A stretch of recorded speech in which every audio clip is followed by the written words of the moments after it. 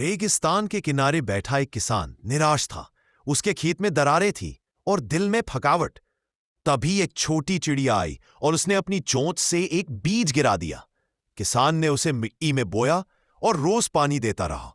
हफ्तों बाद वहीं से एक छोटा अंकुर निकला। किसान की आंखों में फिर से चमक आ गई। अब हर दिन चिड़िया बीज लाती और किसान उन्हें बोता। धीरे धीरे पूरा खेत हरा हो गया। एक बीज, एक चिड़िया और एक उम्मीद ने बदल दिया किसान का जीवन। अगर आपको कहानी पसंद आई हो तो लाइक करें और सब्सक्राइब जरूर करें।